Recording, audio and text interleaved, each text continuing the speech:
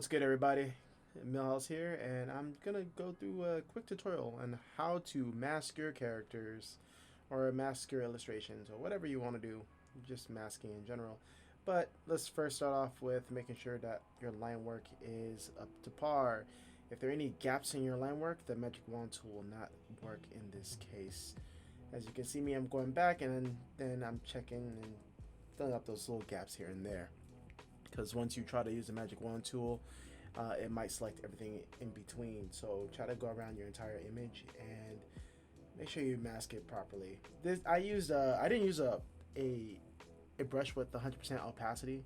It's like I want to have it more sketchy looking, so masking this entire thing is a little bit finicky because I have to really go back over and over and over my lines and see what's happening.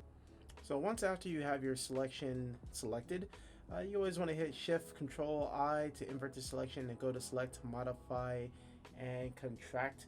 This will bring the selected marching ants closer into your lines, so your fill will come out a little bit more seamless.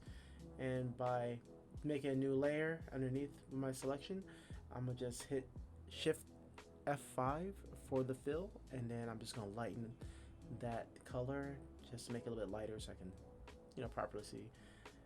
And there's no real true way of doing this. You can use any color you want when it comes to masking. It's just there to hold everything together and make sure that whenever you color your image, you don't spill over the lines. And since I did not use a pen tool or a brush with 100% opacity, I'm just trying to fix the little issues here and there with the selection itself, just trying to tighten it all up. This is kind of tedious, but I'm going for a style. So, but after when you're done with that, it's off to the races. You can just fill in your colors and just color in everything.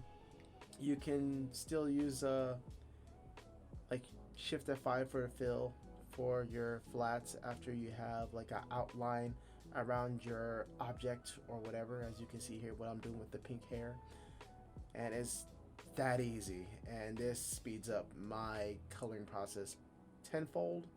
And you want to make sure, like, if you're going to do this on separate layers and not all on one, because there are benefits of having them all separated. Like, I have a separate layer for the skin, a separate layer for the hair, a separate layer for the armor. By having those like just separated from different layers, you get to choose whatever layer you want to mess with. As in, like, let's say if I wanted to shade a part of the armor or something, I can alt click and select that selection and add in whatever values or shadings or touch ups I want to do with it. That's it for the video. If you guys like it, give it a like. If this is something you're into, speak up, comment about it. I like to see your comments on shorter form content and tutorial based stuff.